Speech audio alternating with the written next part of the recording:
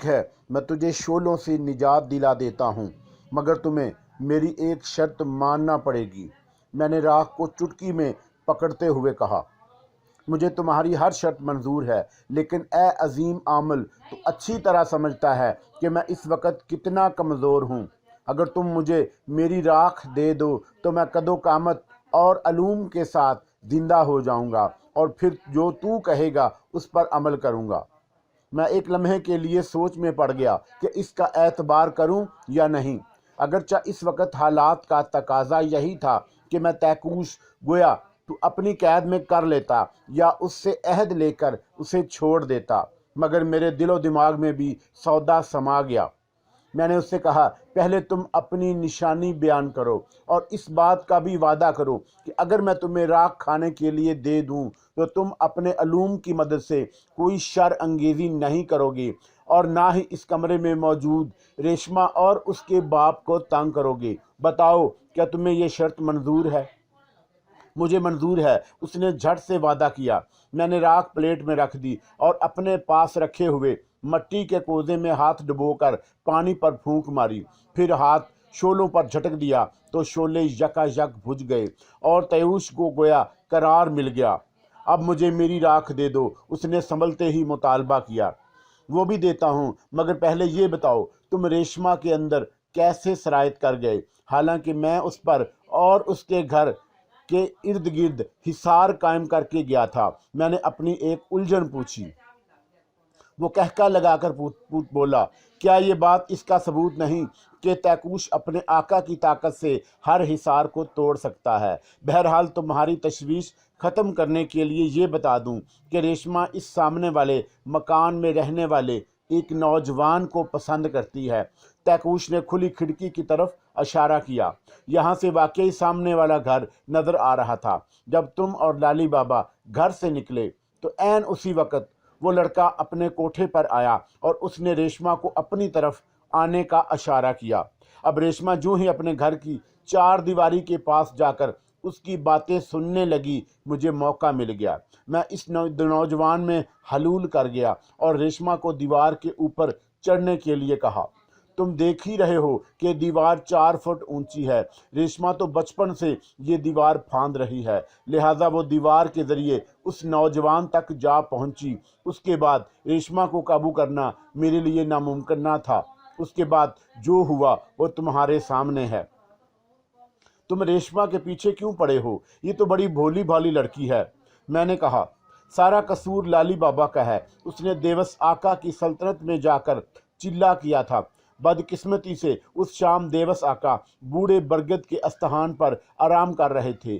سارے محافظ اور غلام شہروں، دیہاتوں اور صحراؤں میں اپنے اپنے فتنے جگانے اور پھیلانے پر مامور تھے۔ لالی بابا کے عملیات نے دیوس آقا کی نیند خراب کر دی اور وہ جلال میں آ گئے، اور انہوں نے لالی بابا کے سامنے ظاہر ہو کر اسے ڈرایا، دھمکایا اور بھاگ جانے کے لیے کہا۔ تم نہیں جانتے، ہمارے دیوس آقا ابلیس کے موکل اور ان کے مقرب خاص ہیں، بڑے ہی غضبناک اور برائیوں کا سر چشمہ ہیں۔ ان کی طاغوتی قوتوں سے ابلیس آقا کے سارے بیٹے بھی پناہ مانگتے ہیں، لیکن لالی بابا دیوس آقا کی طاقتوں سے غافل تھا۔ اس نے دیوس آقا کو پکڑنے کے لیے بہت سے شعبدے دکھائے اور عملیات کے زور پر ان کو پکڑنے کے لیے حملہ کر دیا، جس پر دیوس آقا طیش میں آ گئے اور انہوں نے لالی بابا کو اس کی چوکی سمیت اٹھا کر قبرستان سے باہر پھینک دیا۔ کیا ایک عامل اس قدر بے بس ہو سکتا ہے؟ میں نہیں مانتا، اس میں کوئی اور بات ہے۔ میں نے نفی میں سر ہلایا۔ بھولے انسان، لالی بابا کو کیا سمجھتا ہے یہ کہ یہ بہت اچھا انسان اور پہنچا ہوا عامل ہے؟ شاید تمہیں نہیں معلوم، اس سفاک اور ظالم مسلمان عامل نے کالا جادو بھی سیکھا ہوا ہے، اور یہ بات تم اچھی طرح جانتے ہو کہ نوری اور روحانی طاقتوں کے حامل عامل بڑے سے بڑے جن کو بھی اپنا متی بنا لیتے ہیں، جیسا کہ تم نے کیا، مگر لالی کے اندر پاپ کا سمندر ہے۔ اس پر کالے علم کی مار تھی۔ یہ بھی شیطان کا پجاری تھا، اور ظاہر ہے جب یہ شیطان کے خلاف اٹھے گا تو ذلت ہی اٹھائے گا۔ یہ تو اسے شکر کرنا چاہیے کہ دیوس آقا نے اسے مارا نہیں، البتہ اسے اذیت پہنچانے کے لیے اس کی بیٹی ریشما پر سحر پھونک دیا اور مجھے اس پر مامور کر دیا۔ ریشما اور اس کے گھر کو گندگی اور غلاظت کا ڈھیر بنانا میری ذمہ داری تھی، مگر تم نے اپنے علوم کی طاقت سے مجھے راکھ میں بدل دیا۔ مجھے یہ بالکل معلوم نہیں تھا کہ بابا لالی گندے اور کالے علوم کا پجاری بن چکا تھا۔ مجھے زندگی بھر کالے علم کے پجاریوں سے نفرت رہی ہے، اور میں ہمیشہ ان سے کترا کر گزر جاتا ہوں۔ اس وقت لالی بابا کا یہ روپ میرے سامنے آیا تو میری ساری ہمدردیاں نفرت میں بدل گئیں۔ البتہ میں نے ریشما کو بچانے کا عہد کر لیا۔ میں نے راکھ کی پلیٹ تیکوش کے سامنے کر دی تو اس نے جلدی سے پلیٹ پکڑ کر ساری راکھ اپنے منہ میں ڈال لی اور کسی نشہ باز کی طرح جھوم جھوم کر اسے کھانے لگا۔ اب شاید یقین نہ کریں، مگر یہ حقیقت ہے کہ راکھ ہضم کرتے ہی تیکوش کے قد و قامت میں اضافہ ہو گیا۔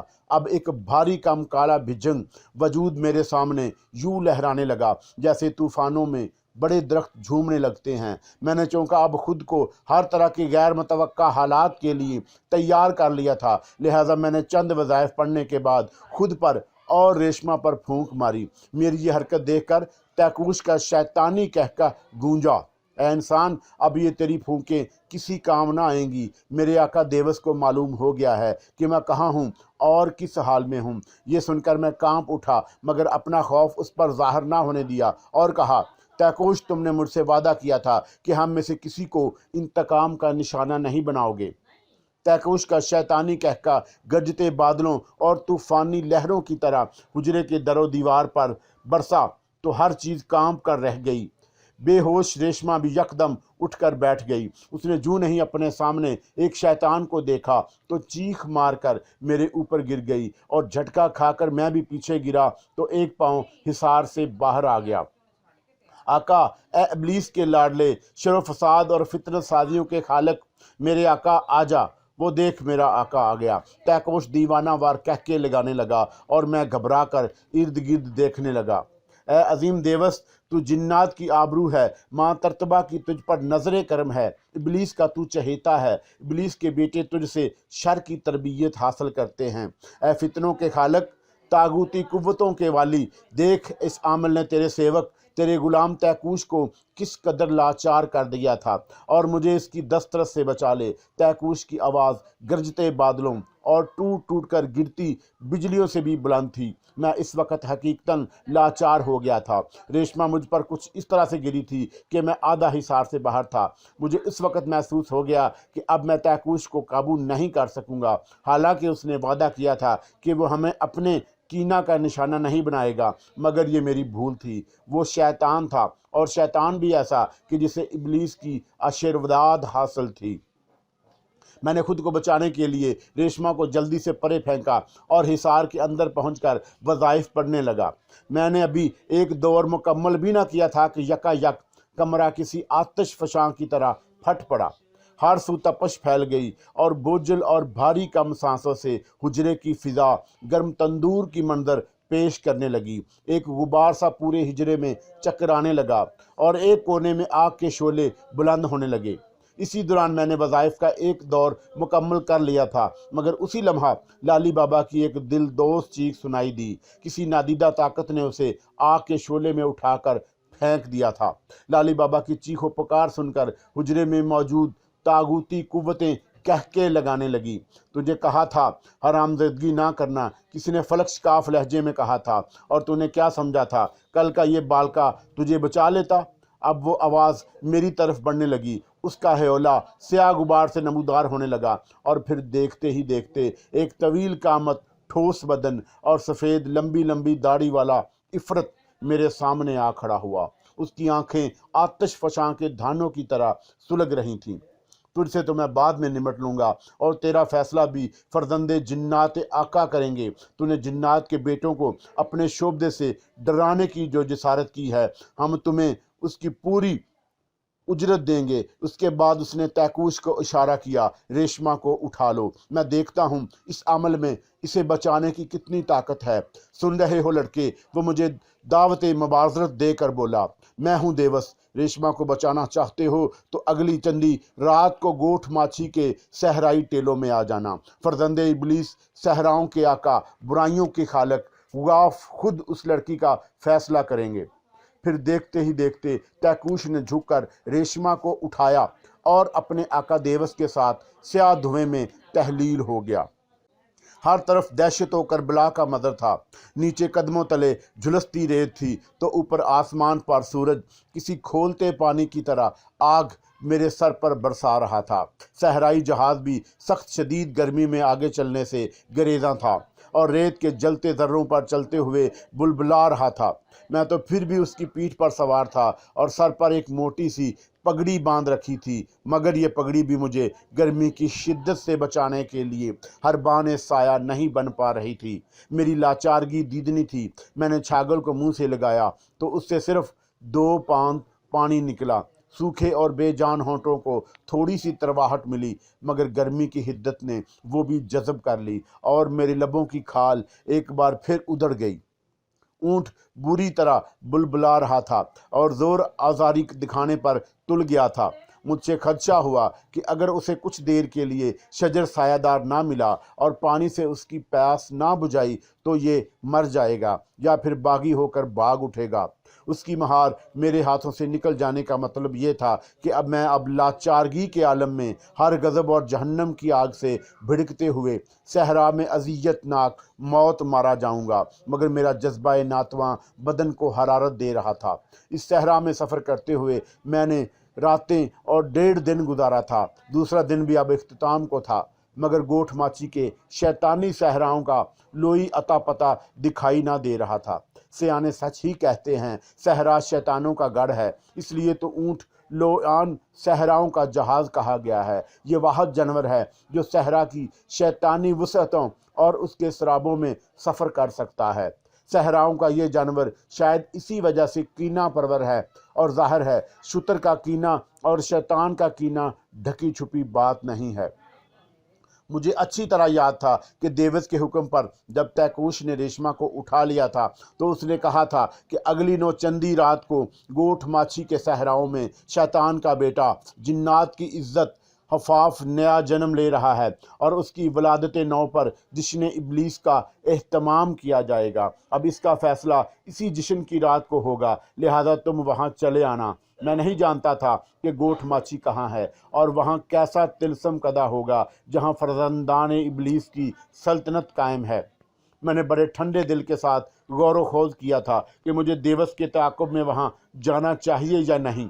اگرچہ یہ شیطانی گورکھ دھندا کسی اکٹوپس کی طرح لگ رہا تھا، مجھے گمان ہونے لگا کہ میں اس طاغوتی قوتوں کے جال میں کہیں پھنستا ہی نہ چلا جاؤں۔ اس بات کا احساس مجھے اس سے وجہ سے بھی ہوا کہ میں گردواس چاہتا تو مجھے پہلی اپنی حاضری کے دوران ہی نقصان پہنچا سکتا تھا، لیکن اس نے ایک طرح سے مجھے اپنے پیچھے آنے کی دعوت دی تھی۔ میں سوچنے لگا کہ اس نے ایسا کیوں کیا؟ کہیں ایسا تو نہیں کہ وہ میری طاقت سے خائف تھا یا پھر وہ مجھے نقصان پہنچانے کی صلاحیت نہیں رکھتا تھا۔ یہ سوچتے ہی مجھے گونا اطمینان ہوا۔ میری اس بات پر یقین بڑھ گیا کہ میرے سر پر میاں صاحب اور بابا نہال شاہ کے علاوہ خاندانی بزرگوں کا دست شفقت ہے، اس لیے شیطان مجھے گزند نہیں پہنچا سکتا۔ لیکن میرا یہ اطمینان مجھے گھمنڈ کی مانند لگا۔ میں نے توبہ استغفار کی اور سوچنے لگا کہ گوٹھ ماچھی کے صحراؤں تک کیسے پہنچا جائے۔ اگلے روز میں حیدرآباد کے قبرستان میں گیا۔ قبرستان سنسان اور ویران تھے، کوئی گورکن نہ ملا۔ اس دوران میں نے پورے حیدرآباد میں ایسے عاملوں کو ڈھونڈنے کی کوشش کی جو ان قبرستانوں میں چلے وغیرہ کاٹتے تھے، لیکن مجھے کوئی بھی عامل دستیاب نہ ہوا۔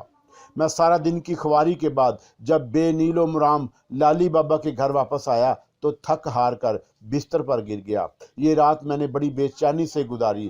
صبح فجر کے وقت میری آنکھ کھلی تو میں نماز ادا کرنے کے بعد صبح کا دب کا جائے نماز پر بیٹھ کر وظائف پڑھتا رہا اور خدا سے دعا کرنا لگا، یا الہی मुझे रेशमा को बचाने की हिम्मत दे और मुझे इतनी ताकत दे कि सहराई शैतानों को नीस्तो नाबूस कर सकूं।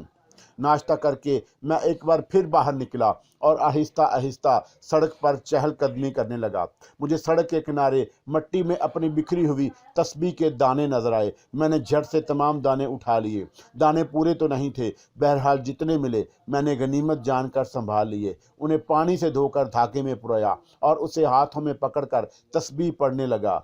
मेरे जहन में जलतरंग हो गई। ओ मेरे खुदाया, मुझे याद आ गया, मुझे तो इस कब्रिस्तान में जाना चाहिए जहां देवस का मस्कन है। मुझे उस वक़्त अपनी बदहवासियों पर गुस्सा भी आया कि मैंने पिछली रात सो कर गुजार दी, हालांकि वो रात जिसे अंधेरी मंगल कहते हैं मेरी रहनुमाई कर सकती थी। उस रात की खातिर ही तो मैं एक रोज़ पहले उस कब्रिस्तान में जाने का इरादा लेकर निकला था। ये मैं पहले ही बता चुका हूँ कि जब शामत आती है तो अच्छे भले अक्लमंद की भी मत मारी जाती है। बहरहाल अब काली मंगल तो वापस नहीं आ सकती, मगर उससे अगली रात भी उम्मीद अफजा होती है। मैंने बुध की रात को कभी अमल नहीं किया था, मगर मैंने इस सूरत हाल में अरवाह के ज़रिए गोठ माची के शैतानी सहरा का पता मालूम करने का इरादा किया और फिर सारा दिन वज़ाइफ पढ़ते रहने के बाद मगरिब की नमाज के बाद मैंने सामान उठाया और कब्रिस्तान की तरफ चल पड़ा। वो हैदराबाद का एक पुराना कब्रिस्तान था। हैदराबाद की आबादी और कब्रिस्तान के दरमियान तकरीबन 4 मील का फासला था। मुमकिन है कि अच्छे दिनों में आबादी से इस कब्रिस्तान तक कोई पक्की सड़क हो, मगर अब कब्रिस्तान से दूर दूर तक किसी सड़क का नामो निशान ना था। कब्रिस्तान यूं भी आबादियों से दूर होते हैं और सवाए फाता पढ़ने वालों के दूसरे लोग उधर का बहुत कम रुख करते हैं। फिर जब 30 साल पहले शहर की आबादी से तकरीबन 2 मील के फासले पर एक नया कब्रिस्तान बन गया तो लोगों ने उस पुराने कब्रिस्तान के हमेशा के लिए मुंह मोड़ लिया। और अक्सर लोग तो ये भी भूल गए कि हैदराबाद में इस नए कब्रिस्तान के अलावा कोई पुराना कब्रिस्तान भी था। कब्रिस्तान यूँ भी वीरान से वीरान होते रहते हैं, सिवाय कोई ख़ास ज़रूरत के लोग उधर का कम ही रुख करते हैं। कब्रिस्तान की वीरानी और झाड़ झंकार की वजह से लोग उससे कतरा कर निकल जाते हैं, मगर रात होते ही उस वीराने में जैसे बहार आ जाती थी। दिन के वक्त जहां आदमी तलाश करने पर भी ना मिलता, वहां रात होते ही लोगों की सरगोशियां और दबी दबी आवाज़ें हर तरफ बिखर जाती और रात जैसे जाग उठती थी। बज़ाहिर ये कब्रिस्तान बूढ़े और सदियों पुराने दरख्तों से ढका हुआ था, मगर चाँद के महीने की आखिरी रातें, खसूसन आखिरी मंगल की रात तो यहाँ जोत जगाती थी। ये बात मशहूर भी है और किसी हद तक ठीक भी कि आखिरी मंगल की स्याह रात को जिन भूत प्रेत आज़ाद होते हैं, जश्न मनाते हैं। सिर्फ भूत प्रेत ही नहीं, बल्कि उस रात को आमल लोग वहाँ आमल पढ़ने जाते हैं। इस रात को सबसे ज़्यादा टूने टोटके और जादू होते हैं। जादू की हंडियाँ उड़ाई जाती हैं। बाद आमल तो ऐसी रात को किसी टूटी कब्र में उतरकर जिन और भूतों को अपने काबू में करने के लिए पूरी रात अमल पढ़ते रहते हैं। कब्रिस्तान में एक टेले पर बरगद का एक सदियों पुराना दरख्त था। इस टेले के गिर्द हर वक्त गंदा और गलीज पानी रेंगता रहता था। टेले पर जाने के लिए सिर्फ एक पतली पगडंडी थी। वो पगडंडी इस कदर पतली और फिसलवान थी कि एक तो उस पर 2 आदमी बराबर नहीं चल सकते थे, दूसरा ये कि अगर जाने वाला ज़रा सी चौके या बद एहतियाती करे तो इस गंदे पानी में गिरकर तहतुल हसरा तक नीचे जाए।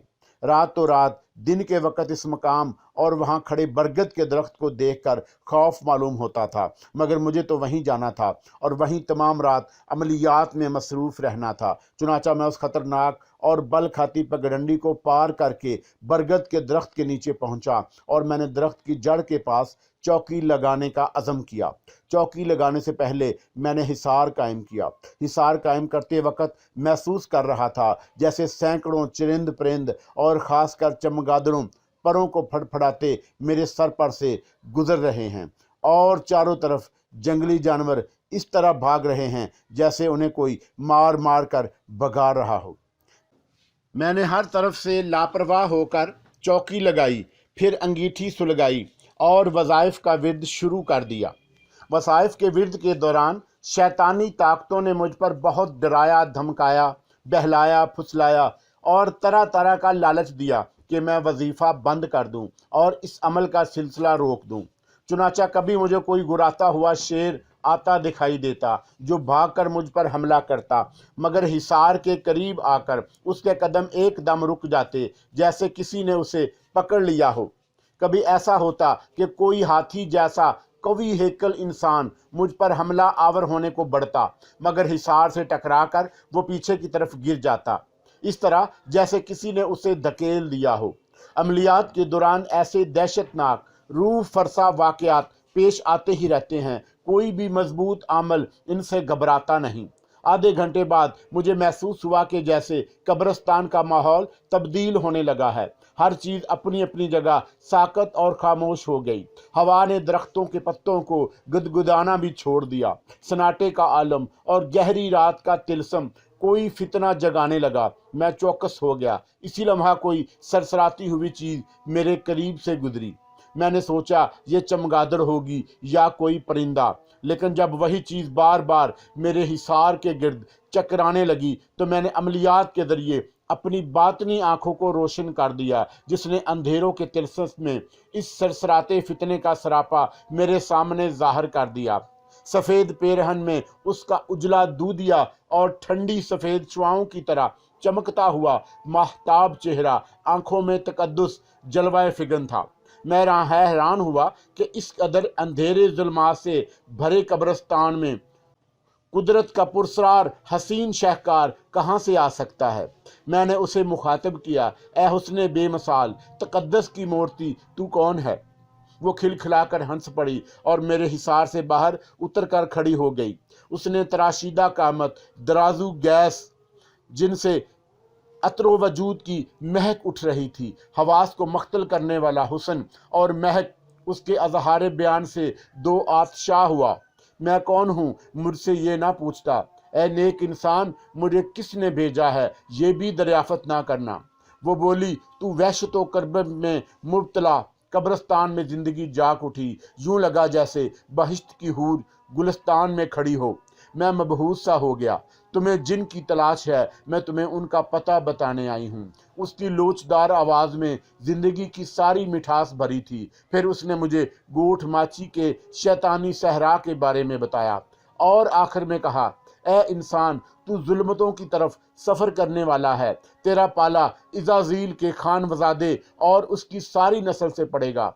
शर और फसाद के सारे फितने वहाँ मौजूद होंगे। तेरा सफ़र सऊबतों से भरा होगा, मगर तू अल्लाह पर यकीन रखना, अपना ईमान ना खराब करना। नेकी की कुव्वतें तेरा साथ देंगी। इससे कबल कि मैं उससे कुछ और दरियाफत करता, वो नज़रों से उजल हो गई। मेरे कल्बो जिगर को घायल करके, मेरे मन को अथल पथल करके वो ना जाने कहाँ से आई थी और कहाँ चली गई। मैं काफ़ी देर तक वहाँ बैठा रहा। रात का आखिरी पहर कट रहा था। मैंने सामान उठाया और घर की तरफ चल दिया। फजर की नमाज के बाद मैं सो गया। उस रोज़ मैंने सफ़र की तैयारी शुरू कर दी। सामान की तैयारी करने में मुझे काफ़ी देर गुजर गई।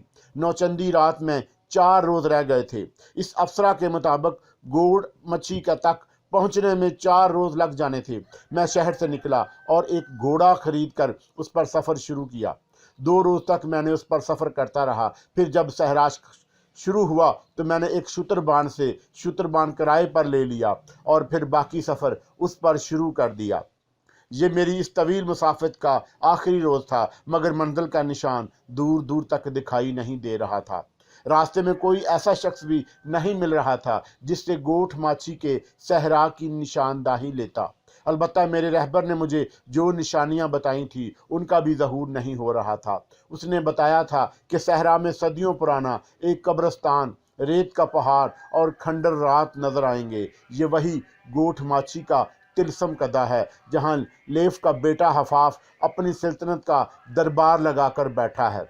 ऊंट की बलबलाहट बढ़ गई और बार बार महार छुड़ाने की कोशिश कर रहा था। भूख, प्यास और बामत खेजी ने उसके सर में फितना जगा दिया था। मैं माहर शूटर सवार तो नहीं था, लिहाजा उसकी सरकशी को काबू में ना कर सका और वह मुझे पीठ से गिराकर भाग खड़ा हुआ। ऊंट के ऊपर से गिरना छत से गिरने के बराबर होता है। मैं जब नीचे गिरा तो गर्म रेत में मेरा सीधा सर के बल गिरा था। रेत मेरी आंखों में पड़ गई तो यूं लगा जैसे किसी ने दहकती सलाखें मेरी आंखों में दाखिल कर दी हों। गिरने से मेरा जोड़ हिल गया था, लेकिन मैं जिस्मानी तकलीफ भूल कर आंखों के हाथों से मलने लगा। वो रेत निकालने की नाकाम कोशिश करने लगा। मेरे पास तो अब पानी भी नहीं था कि आंखें धो सकता। मैं बाही बेआब की तरह सुलगती रेत पर तड़प रहा था। मुझे किसी चीज का होश नहीं था। पगड़ी भी सर से उतर कर गिर गई थी और तड़पने से गर्म रेत कपड़ों के अंदर दाखिल होकर बदन को सुलगाने लगी। मैं बेइख्तियार सिसकियां भरने लगा।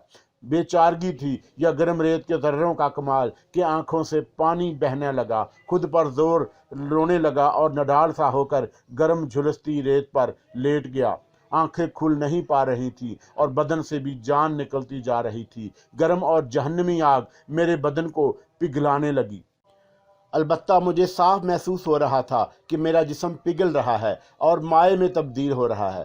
फिर यूं लगा जिस जगह मैं लेटा हुआ हूँ वहां से रेत इर्द गिर्द सिरक रही है और मेरा बदन एक पारे में तहलील होकर रेत के अंदर धनसता फिर गिरता हुआ जा रहा है। उसी लम्हे मैंने एक दिलदोज चीख मारी थी। शायद इस दुनिया में मेरी ये आखिरी चीख थी, क्योंकि उसके बाद रेत ने मुझे जज़ब कर लिया था और मेरा पारानुमा बदन रेत में रास्ता बनाता हुआ नीचे ही नीचे गिरता जा रहा था। रेत मेरे लिए रास्ता बनाती जा रही थी और मैं इंतहाई तेजी के साथ बस गिरता ही चला जा रहा था। उस वक़्त मेरे दिल हर तरह के जज्बात से खाली हो चुका था। अलबत्ता एक लतीफ़ सा मसरूर सा पुरस्रार ख्याल मेरी फितरत को सरशार कर रहा था। ये लुत्फ़ मस्ती का आलम था। कितने ही घंटे मुझे रेत की गहराइयों में पहुंचते हुए लगे थे और फिर एक धमाके के साथ मैं किसी सख्त जगह पर गिरा था। मेरा वजूद एक पारे की मानंद था। बदन की एक एक रग और मेरा अंदरूनी जिस्मानी निज़ाम भी मेरी नज़रों के सामने था। धमाके के साथ गिरने से कुदरती तौर पर मुझे चोट ना लगी। मैंने लुत्फ़ मस्ती और जज़्ब के आलम में गिरदो पेश में देखा तो सरसब्ज़ शादाब कता था। हर तरफ फूल लहरा रहे थे और देखा कि यह सरसब्ज़ किता दरअसल बुलंदी पर वाक़या है। इससे नीचे ताहंद नज़र खंडरात ही खंडरात नज़र आ रहे हैं और एक अजीबो गरीब तवील कामत मखलूक खरमस्तियों में मसरूफ़ है। अभी मैं गलताऊँ परेशान था कि यह कौन सी जगह है। अकब से आवाज़ आई, हम तुम्हारा स्वागत करते हैं, आखिर तुम पहुंच ही गए हो। मैंने जल्दी से पलट कर देखा तो बेकोश अपनी फितरी खबासत के साथ मेरी तरफ बढ़ रहा था। तैकाउश को देखते ही मेरे मन में आग लग गई। मेरे तन का खाकी बदन तो ना जाने कैसे उतर गया था, मगर साफ पानियों की तरह शिफाफ बदन के समंदर में मदो जज़र आ गया और आईने की तरह चमकदार मेरा पूरा जिस्म गोया रूह लतीफ़ की मानंद था, जिसके अंदर हेजानी जज्बात ने हरकत शुरू की तो पूरा बदन नफरत की आग में झलसने लगा। रगों में तैरता सुर्ख लहू साफ दिखाई देने लगा। एक एक रग शिद्दत जज्बात से फड़क रही थी। तैकूश, मैं तुझे जिंदा नहीं छोड़ूंगा। मैंने मुठ्ठियां भींचते हुए उसकी तरफ बढ़ा तो फिजा में तैरते वो खुशहाल परिंदा यकायक मकरू में ही परिंदों और दरिंदों में बदल गए। सब्जे पर बैठी तितलियां खौनख्वार कीड़े मकोड़ों में बदल गईं और बहुत से जहरीले कीड़े मेरे ऊपर चढ़ने के लिए उछलने कूदने लगे। भूत परीतों की मानद फिजा में तैरते परिंदे भी खूम अशाम नजरों से घूरने और तीरों से ज्यादा नोकेली चूंचों और आहनी पंजों के साथ मुझ पर हमला आवर हो गए। मैं उन्हें देखकर एक लम्हे के लिए खौफ में मुब्तला हो गया, मगर मौला ने मुझे इनकी दस्तरस से दूर रखा और मेरे करीब आते ही किसी गैबी ताकत ने उन्हें बसम करके रख दिया। वो चीखते चिल्लाते फिजाओं में यूं बुझ गए जैसे शहाबे साकब आसमान से टूट कर गिरता है तो सुर्ख अंगारे की मानद दिखाई देता है, मगर फिजा ही में तहलील हो जाता है। मैंने दुरूद पाक और आयतुल कुर्सी पढ़कर अपने ऊपर दम किया और मुझे तवानाई का एहसास हुआ। मेरी खौफजदगी ख़त्म हो गई। मैंने बड़े गज़ब के आलम में तैकूश को देखा, फिर अपने गिरदो पेश में फैले खंडरात, सहरा और पहाड़ों को देखने लगा। एक दुनिया मेरे सामने थी जो लहू लब में मुब्तला थी। सहराओं और पहाड़ों में दूर दूर तक बड़े बुत और अहराम एस्तादा थे और हर बुत के पास मुख्तलिफ गैरवे लिबास में मलबूस मखलूक सजदे की हालत में दिखाई दे रही थी। ऊपर आसमान पर चांद निकला हुआ था और सितारे झलमल कर रहे थे। सितारों और चांद की रोशनी पूरे माहौल की सहरदगी और नहूसत के दागों को उजाले में बदलने की कोशिश कर रही थी। ये इब्लीस की तिलस्मात की सरजमीन है। इसके बड़े बेटे हफाफ की यहाँ हुकूमत है। तहकूश का लहजा गुराए हुए दरिंदे की माना था। ये बदी के गुमाश्तों का वतन है। अब इसके लहजे में रऊनत और फ़ख्र भी था। हम इस सरजमीन के रखवाले हैं। तुम्हारी रेशमा हमारी दस्तरस में है और अब कुछ ही देर बाद उसे आका हफाफ की ज़िंदगी गोदाम बख्शने के लिए कुर्बान कर दिया जाएगा। एक काले अमल की बेटी की भेंट हमारे आका की बदी की कुव्वतों को परवान चढ़ाने के लिए बहुत ज़रूरी है।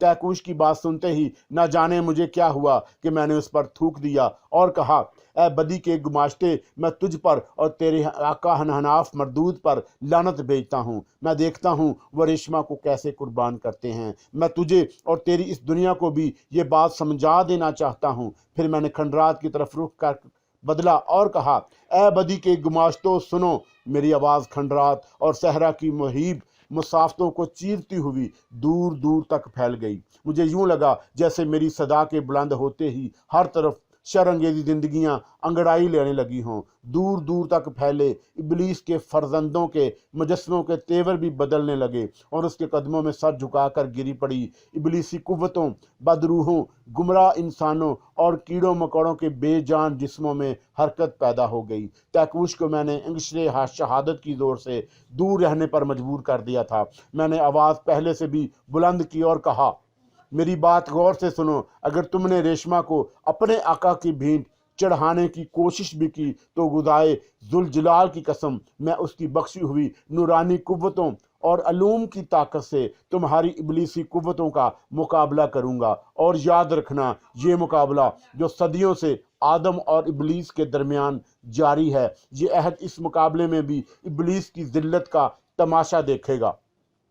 तुमने देखा है कि सिर्फ अल्लाह पर तवक्कल रखने वाले कभी भी मात नहीं खाते। और मैं तुम्हें ये बता देना चाहता हूँ कि मुझे अल्लाह ताला की ज़ात बरकत पर कामल यकीन है। मेरा जलाल देखकर तहकूश के चेहरे का रंग बदल गया। मैंने उसे मुखातब किया, तहकूश, तुम बदअहद हो। बदअहदी तुम्हारे सरदश्त में शामिल लिखी गई है। अफसोस, मैंने तुझ पर भरोसा किया, मगर याद रखना, मैं तुझे अब भी राख में बदल सकता हूँ। अगर तुम्हें इस बात पर नाज है कि तुम्हारा आका देवस और उसका आका फरजंद इबलीस हफाफ तुझे बता लेगा, तो ये तुम्हारी भूल है। एक तरफ तुम मेरी सदा ने खंडरात में हलचल मचा दी थी और दूसरी तरफ मेरी धमकियों ने तहकूश को परेशान कर दिया था।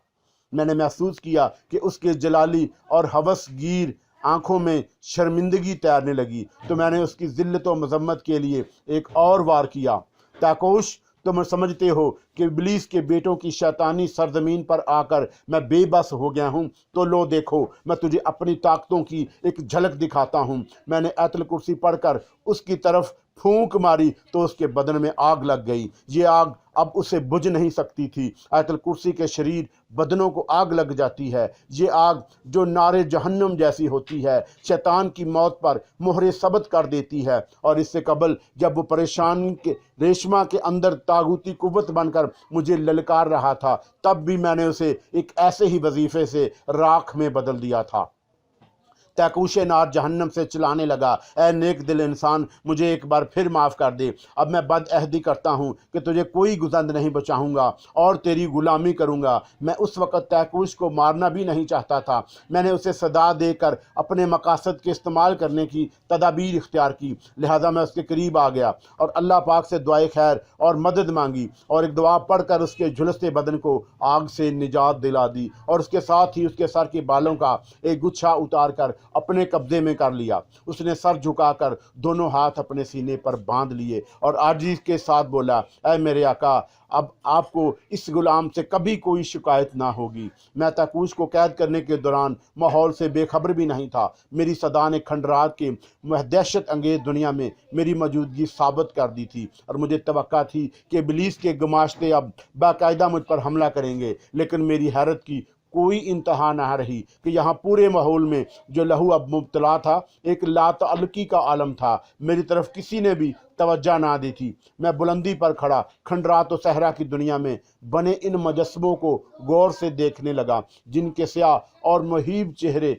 आसमानों की वसतों को छू रहे थे। उनके कदमों से लिपटी मखलूक कीड़े मकोड़ों की तरह अपनी अपनी खैर मस्तियों में गर्क थी। ये मुजस्समे एक दूसरे से खासे फासले पर थे, मगर महसूस होता था सब एक तरतीब के साथ रखे गए हैं। दाएं बाएं 3 बड़े बड़े मुजस्समे थे और दरमियान में एक तवील और कुशादा रास्ता था जो खंडरात की तरफ जाता था। खंडरात के ऊपर एक आतिशदान जल रहा था जिसकी रोशनी ने पूरे माहौल को, तिलस्मात को गहर किया हुआ था। तैकूश, क्या तू मुझे ये बता सकता है कि मैं इस वक्त कहाँ हूँ? ऐ मेरे आका, मैं आपको बता चुका हूँ कि ये फर्जंदान इबलीस से हफाफ की सरजमीन है। ये हरादों और पुरसरार सरजमीन है जहाँ इबलीस के सारे फर्जंद अपने बड़े भाई के आशीर्वाद के लिए आते हैं। इबलीस ने अपने सारे बेटों को सल्तनतें अता की हुई हैं। हर फर्जंद अपनी अपनी सल्तनत में अपनी अपनी बदी के फ़राइज़ अदा कर रहा है और उसकी परवदरदा मखलूक यहाँ आकर हर रोज़ तजदीद अहद करती है। तैकूश ने अदब के साथ जवाब दिया, मगर ये जगह कौन सी है? मैंने सवाल किया। ये सरजमीन पूरी दुनिया पर वाक़या है। दुनिया के जितने भी सहरा हैं वो वहाँ मौजूद है और उसके अलावा फर्जंदान इबलीस की दुनियाओं के मज़ाहर भी यहाँ मौजूद हैं। फर्जंदान इबलीस कौन है? मेरा तजस्सुस बेदार हो गया।